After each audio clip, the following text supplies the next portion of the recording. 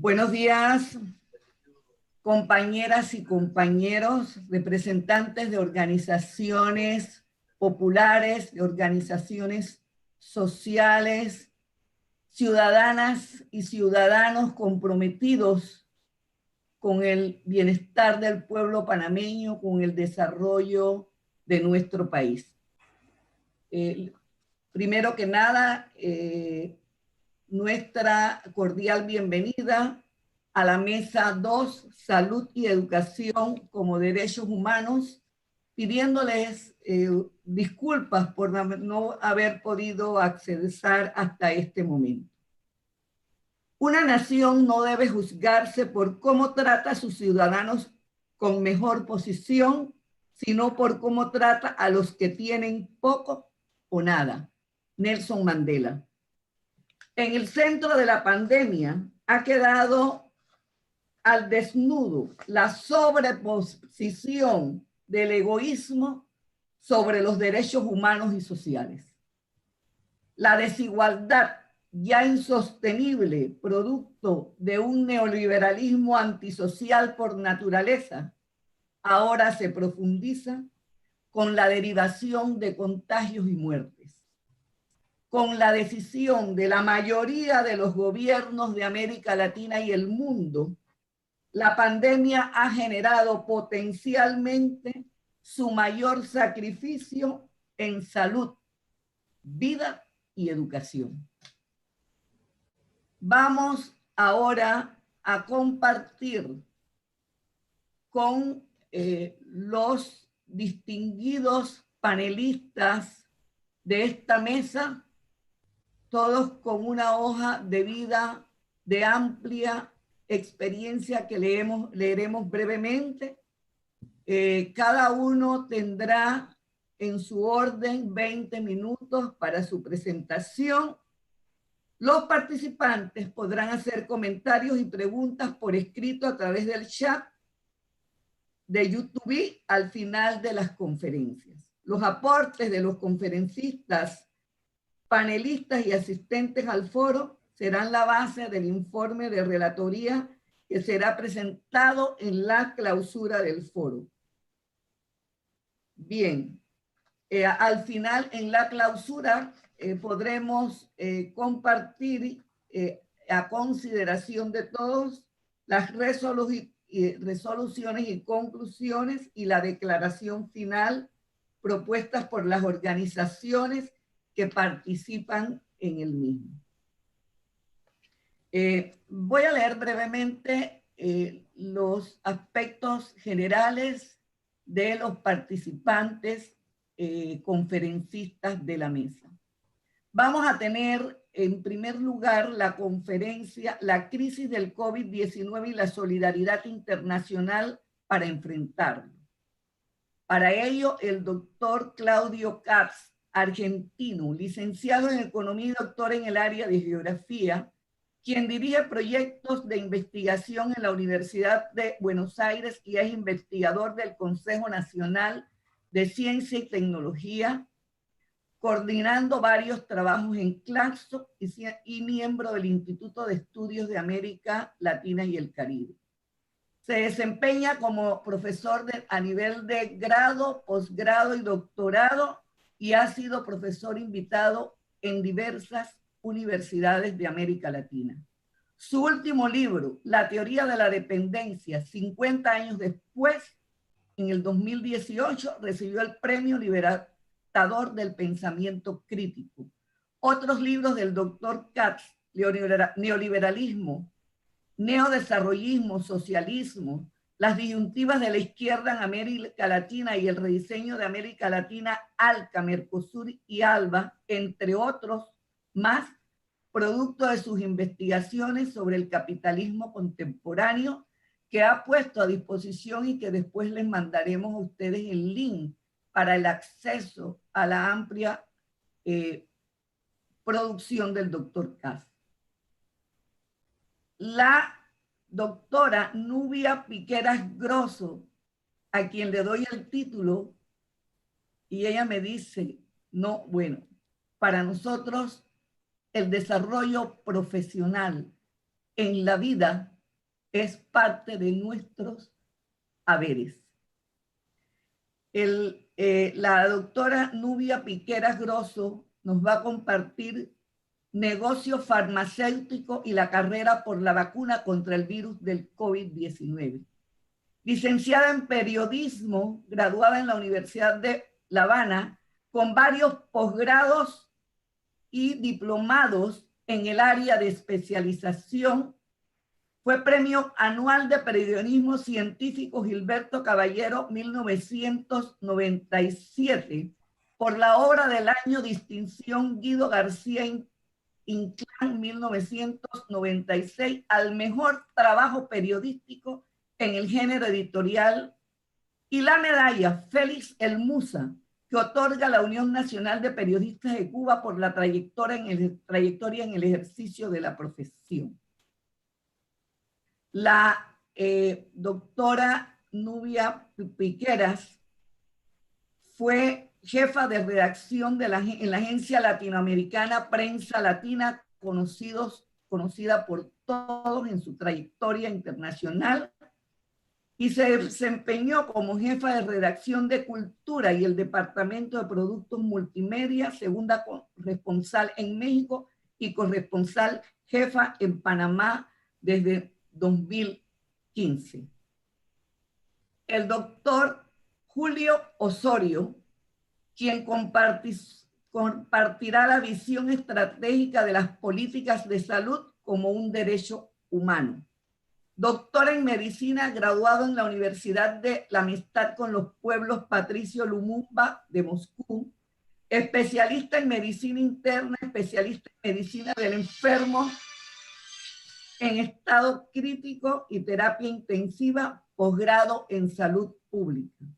Con 14 publicaciones, 5 de ellas en revistas indexadas,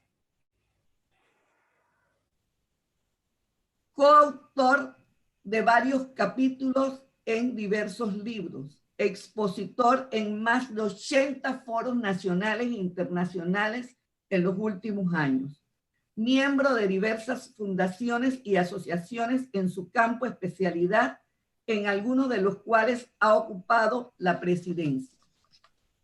El doctor Luis Bonilla Medina, quien compartirá la visión prospectiva de la educación y la revolución científica técnica. El doctor Medina, doctor en ciencias pedagógicas con postdoctorados en modelos y propuestas de evaluación de la calidad de la educación y pedagogía crítica y educaciones populares. Autor de una veintena de libros y más de 200 artículos. Director del portal Otras Voces en Educación. Actualmente es profesor extraordinario en la Universidad de Panamá. Bienvenidos, conferencistas, que sabemos que nos podrán compartir, enriquecer y dar propuestas para que este foro pueda continuar desarrollando y planteando una unidad de acción para enfrentar la compleja y crítica situación que vive el mundo, y particularmente América Latina y Panamá. Invitamos al doctor Katz a presentar su ponencia, La crisis del COVID-19 y la solidaridad internacional para enfrentarlo. Muy bien, buenos días. Muchas gracias por la invitación y seguramente tendremos un intercambio muy productivo en esta reunión. Yo quisiera abordar 3 problemas. El primer tema es la definición de la crisis actual.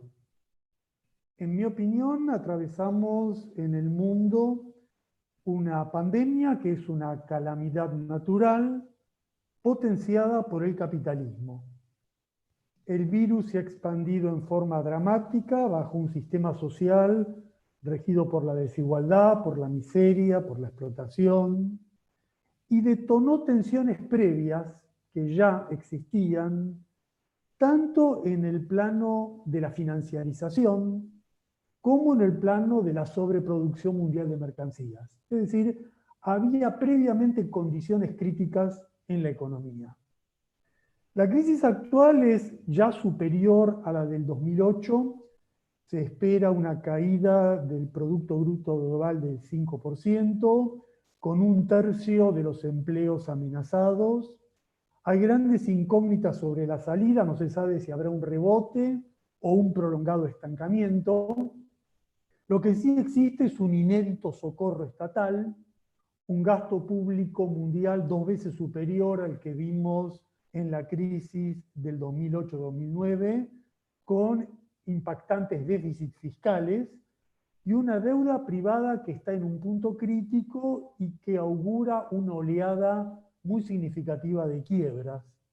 Por lo tanto, hay una tormenta con derivaciones económicas muy inciertas en el corto plazo y la certeza de desempleo, menores salarios y sufrimientos mayores para todos los trabajadores. Yo creo que la pandemia se prolonga además con rebrotes en todo el mundo, porque la pandemia es un resultado del nivel de globalización, urbanización, hacinamientos y destrucción del hábitat de las especies silvestres que generó el sistema.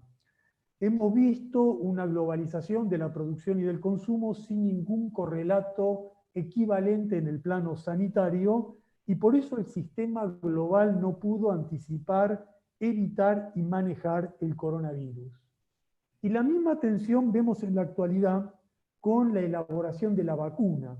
La vacuna requeriría cooperación global porque una pandemia global solo se supera con un remedio mundial. Y sin embargo no estamos viendo eso. Estamos viendo un imperio de la competencia entre empresas, entre estados, para llegar primero, para asegurarse la patente, para asegurarse los contratos. Ya hay 5 vacunas que han llegado a los ensayos clínicos, pero estamos viendo un forcejeo mundial, un nacionalismo de vacunas para acaparar beneficios en vez de convertir a la vacuna en un bien público mundial a disposición de todo el planeta sin ningún tipo de patentes. De nuevo, hay una competencia por el lucro a costa de la salud. Y lo que estamos viendo es un forcejeo entre grandes laboratorios que están ganando fortunas sin ningún riesgo y sin ninguna inversión. Todos los fondos de inversión en la vacuna son provistos por los estados y financiados por los contribuyentes. La Unión Europea ya recaudó 7.500 millones de euros. El gobierno estadounidense ya comprometió 10.000 millones de dólares. Y todos estos fondos se reparten en contratos que son tan oscuros como secretos. Y muchos especialistas ya están estimando que la vacuna será pagada 2 veces. La primera con subsidios para elaborarlas a través del financiamiento estatal, la segunda con el precio de venta, que hay distintas evaluaciones, pero en los 2 casos los laboratorios, las grandes empresas ya tienen asegurado un beneficio muy significativo. Y el principal promotor de esta guerra de vacunas contra la salud pública mundial es el presidente Trump, que utiliza la pandemia para crear un clima de hostilidad contra China, multiplica mensajes de militarización y esencialmente destinados a distraer la atención porque batió todos los récords de irresponsabilidad en el manejo criminal de la pandemia. En Estados Unidos ya hay más de 150.000 fallecimientos y mientras esto ocurre, él prioriza el acaparamiento de contratos por la vacuna, ha adquirido el stock mundial de algunos medicamentos, es decir, toma la pandemia como una batalla geopolítica para afianzar el poderío imperial de Estados Unidos, aprovechando las ambigüedades de los laboratorios europeos que han jugado a dos puntas. Por un lado, generando una vacuna propia, por otra parte, concertando contratos con Estados Unidos. Por lo tanto, primera conclusión, la pandemia es un problema, una enfermedad de todo el planeta que requeriría una acción cooperativa de todo el planeta, y estamos observando lo contrario, una carrera por llegar primero a la vacuna entre distintos laboratorios para asegurar mercados, negocios y beneficios. El segundo tema es en nuestra región, América Latina. En nuestra región la pandemia ha provocado una verdadera tragedia, se verificó el pronóstico más negativo, el coronavirus no pasó de largo, América Latina ya es un epicentro de la infección, con 5 naciones entre las 20 con mayor nivel de decesos, tasa de mortalidad por millón de habitantes. Lo que se anticipaba en Ecuador, muertos en la calle, ya es un drama en Bolivia, ya se verifica en Perú, donde los hospitales están saturados y se vende el oxígeno en las calles, y ni hablar de Brasil, donde el desamparo popular es terrible como resultado de una conducta impiadosa de un presidente que se ha comportado como un genocida en materia de gestión del coronavirus. Además, en Chile y en Perú se demostró que el número de testeos no alcanza. Puede haber muchos teteos, pero si no hay atención primaria de los infectados, si no hay ayuda del Estado para los sectores populares, finalmente la pandemia es tan incontrolable como aquellos países que no hacen testeos. La pandemia lo que ha retratado y profundizado en América Latina es la desigualdad social. Al cabo de varias décadas de neoliberalismo, esta desigualdad se ha acentuado y profundizado con la pandemia, porque el coronavirus ha golpeado en forma más severa al 50% de la masa de trabajadores que opera en alta informalidad. Hemos visto en estos meses un acrecentamiento dramático de las deudas de las familias empobrecidas para sobrevivir. Hay una brecha digital en marcha entre los sectores que tienen acceso a Internet y por lo tanto han podido mantener alguna forma de escolaridad, y la mitad de los niños y el 30% de los adolescentes que no tienen esa posibilidad y han perdido el año escolar. Y la pandemia ha sido mortífera en nuestra región en el 45% de la población que sobrevive en viviendas hacinadas con ausencia de agua corriente. El lavado de manos, que es el remedio básico, la contraindicación básica para afrontar esta pandemia, no ha podido ser implementada en los hogares que no tienen acceso al agua corriente, y recordemos que América Latina es la región que dispone del 31% de las fuentes de agua dulce del mundo. Y estos efectos sociales, sanitarios, dramáticos de la pandemia, yo creo que se van a agravar en nuestra región por los pronósticos de derrumbe económico que son muy superiores al resto del mundo. El PBI latinoamericano va a caer un 9,1%, es decir, el doble del promedio global, y va a consolidar una década perdida a fines de este año. La CEPAL está previendo que se van a cerrar 2.700.000 empresas, que va a haber 11 millones de nuevos desempleados y 45 millones de nuevos pobres cuando concluya este año. Y la recuperación económica en nuestra región está muy afectada por adversidades internacionales. Los precios de las materias primas caen, habrá escasez de divisas por la retracción del turismo y las remesas, y hay un deterioro muy significativo en la participación latinoamericana en las cadenas globales de valor. La recuperación económica va a depender por completo del mercado interno y de las políticas económicas que desarrolle cada país.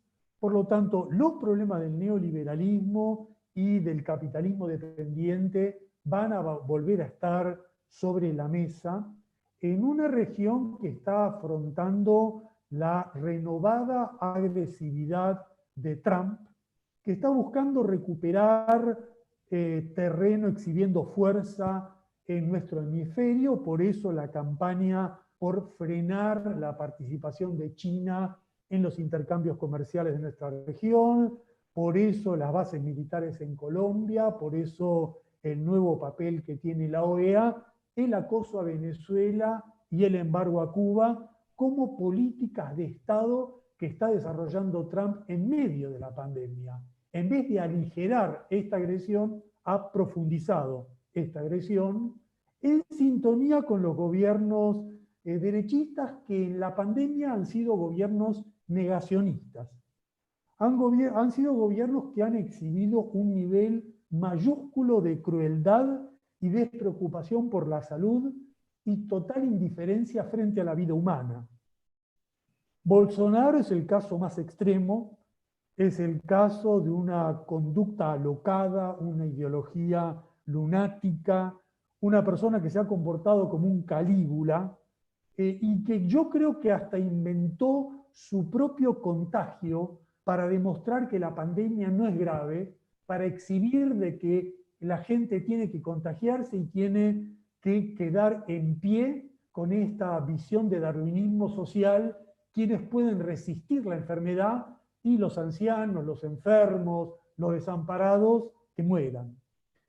Ha habido esta idea neoliberal de privilegiar la economía a la salud y al final de cabo los gobiernos que privilegiaron la economía a la salud terminan con un deterioro del Producto Bruto igual de aquellos gobiernos que han tenido una conducta de mayor protección de la salud, en un escenario donde la derecha ha utilizado la pandemia para militarizar regímenes, para posponer elecciones, para proscribir opositores, siguiendo un libreto que siguen fijando los grandes medios de comunicación en la región, y mucho cuidado para lo que preparan en la fase final de la pandemia. Yo creo que los neoliberales, el neoliberalismo, está imaginando una política de doctrina de shock, utilizar la pandemia para implementar otro avance del neoliberalismo con medidas más agresivas, con un nuevo ajuste, tratando de utilizar el escenario que se ha creado para una nueva cirugía social, y es imprescindible resistir estos proyectos neoliberales. Y esta es la segunda conclusión. Es indispensable resistir proyectos neoliberales que buscan profundizar la militarización, la vigilancia informática y una nueva modalidad de ofensiva social con más precarización laboral a través del teletrabajo. Mucho cuidado porque alguna gente piensa que esta crisis va a terminar con el neoliberalismo, que vamos a tener un fin de la pandemia con el fin del neoliberalismo. Y me parece que hay mucha ingenuidad. La misma ingenuidad que vimos en la crisis del 2008, del 2009. Suponer que una crisis del sistema concluye con un capitalismo regulado, con un capitalismo humanitario, con un capitalismo antiliberal. Yo creo que esto no es así. El fin del neoliberalismo no va a ser un proceso espontáneo ni consumado por quienes lo aplicaron. Va a ser el resultado de la movilización popular, de la lucha popular, de la conciencia de nuestros pueblos. El tercer tema y final son las alternativas. Yo creo que nosotros tenemos que pensar en una respuesta progresista que en la pandemia actual implica priorizar la protección de la vida, organizar las cuarentenas cuando esto es necesario, garantizar las camas en los hospitales, crear conciencia colectiva. Y algunos gobiernos han actuado en esa dirección. Tenemos algunos casos que pueden ser ejemplo en América Latina. Hay gobiernos que han puesto la prioridad en la atención hospitalaria, en la emergencia, que lograron reducir la tasa de muertos en comparación a otros, y que han priorizado este cordón estatal sanitario para que la pandemia sea lo menos lesiva posible. Pero tengamos en cuenta que no alcanza con el progresismo sanitario si no tiene un correlato económico. Frente al gran desastre económico que atravesamos, nuevamente el dilema entre ajuste y redistribución está sobre la mesa. Y yo creo que una alternativa progresista transita el camino económico en 2 o 3 terrenos. El primero es la deuda externa. Se avecinan situaciones muy críticas y es inadmisible que se paguen deudas en desmedro de la alimentación o los remedios de la población.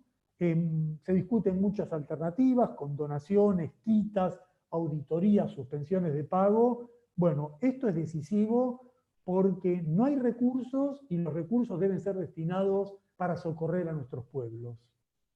La segunda medida en debate es un impuesto a las grandes fortunas, porque se ha desmoronado la recaudación en todos nuestros países, y aplicando una alícuota del 2,5% a los millonarios latinoamericanos, se podría recaudar 1/7 de todos los programas de recuperación económica necesarios para la reconversión de nuestra región. Recordemos que en la pandemia los multimillonarios latinoamericanos aumentaron sus fortunas en 49.000 millones de dólares. La tercera propuesta es una renta básica. Una renta básica que en la emergencia la CEPAL calcula que sería del 2,1%, de un gasto adicional del 2,1% del PBI, y que sería vital porque los socorros que están haciendo los estados mediante un creciente gasto fiscal no deben ir todos a solventar a las grandes empresas, sino que deben ir a la masa de la población que está sufriendo las consecuencias de la pandemia. Y por eso es indispensable no vacilar en estas medidas de redistribución del ingreso.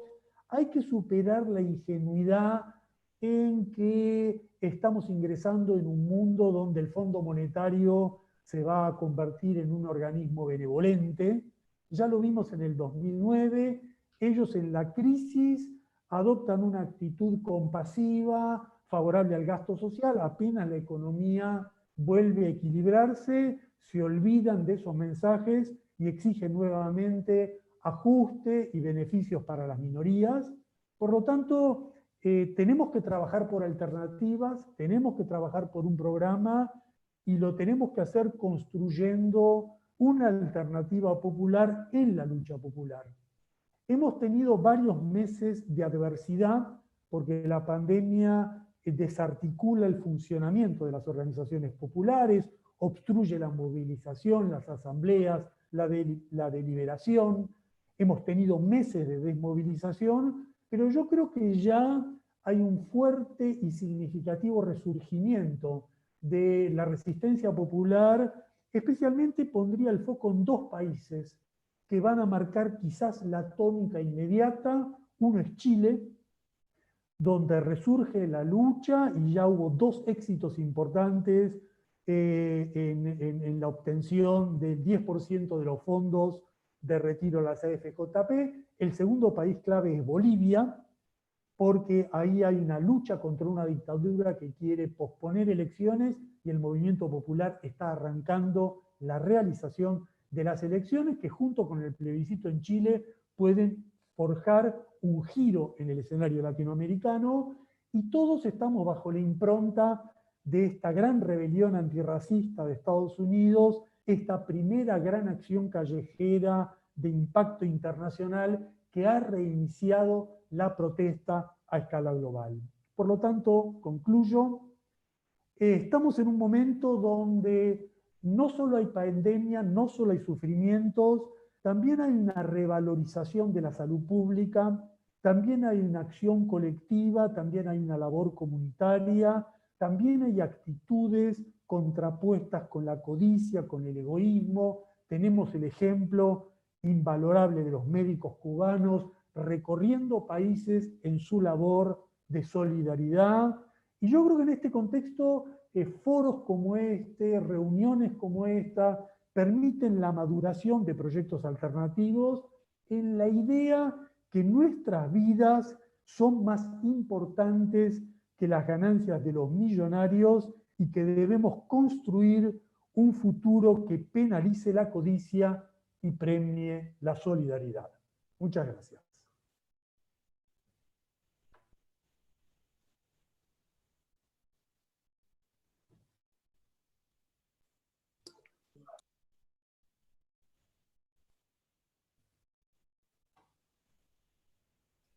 Disculpe, muchas gracias por la magistral presentación sintética de la compleja relación, situación que vivimos y que tiene una perspectiva propositiva. Vamos